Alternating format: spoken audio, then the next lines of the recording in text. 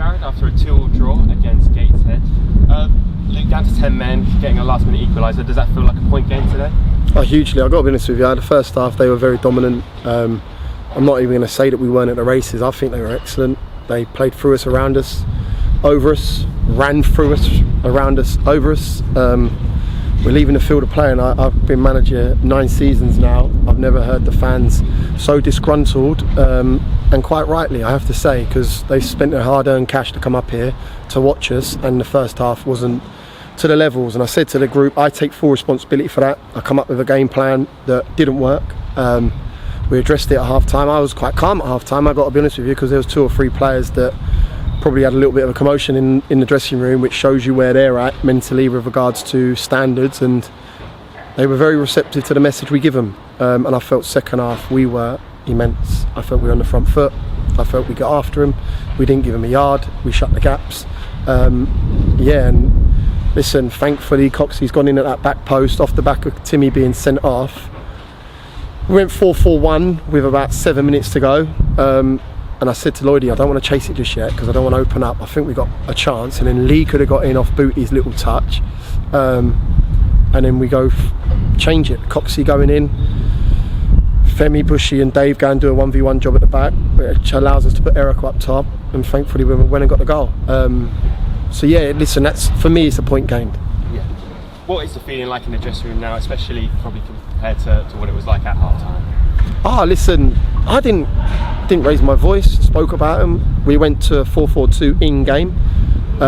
Ashmore went injured, so it gave me a little bit of a licence to talk through the group, but it was a lot better getting into the group in terms of at half-time, probably 3 or 4 minutes of a commotion, a bit of a hothead, and then I had 10 minutes to try and get a group ready to go and get a point or more, and I felt the boys were so receptive to the information. I felt they implemented the game plan superbly second half, and like I said, I take full responsibility of first half, and I have to give full credit to the players second half. And like I said, I felt that we was the only team in the second half. I felt it was a game of 2 halves. Listen, they probably should have been 3 or 4 to the good.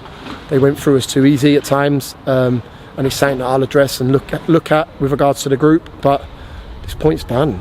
We make this a very good point with a win at home against Halifax on Saturday. So that's the focus now. They'll be in work on Monday, ready and prepping for Halifax. You mentioned that hot-headedness at half-time. Is that something you don't mind seeing? Does that almost show the hunger and where this group's at? Yeah, as long as it's not outside for everyone else to see. A lot of stuff goes on in the dressing room that I've been a party of, being a player, and been a party of being a manager, and I'm probably one of the instigators. But no, I love it. Do you know why? Because that was going to be my message. The fact that they done it themselves aided me and allowed me to concentrate on setting up a different shape. And I have to say again, they implemented it superbly, the boys. Positives: we come back from 2-0 down away from home, got 2-2. We went down to 10 men with 15 to go, we got 2-2. Kwesi Apai got his first goal. Cameron Cox, who I spoke to before the game, spoke about what he's going to bring to the table, and you see the celebrations, you see the embrace with the fans. It's a point gained. We ain't going to win or lose anything after the first game against Gateshead, but there's a manner in which you lose games of football, and the first half weren't the manner. If I was going in at the end of the game and we'd lost 2-1, I probably would have said, look, the reaction at half-time was very, very good. We won the second half 1-0, but we needed to ensure that we don't go out the game too early in the first half. And I said to the group, stay in the game, which we did, and we got our just rewards. Sorry, is that something you're going to look at in starting the first half ready for Halifax? Apologies, mate. Listen, I don't never want to start a game like that. I don't think the players want to start a game like that. But we have to give full credit to Gateshead. Gateshead were excellent, and the patterns they play, they passed us all over the park, and you can hear them press, but they just pick you off. We tried to get after them in the first 20 minutes. They had a couple of near misses, and then they go and get the goal through Denanga. Then they go and get the second one, and it's like, I'm going to Lloydie, we can't open up too much, because for me, it's going to be a cricket score. And I don't want to be in a position where we're coming away from home 3 and 4-0.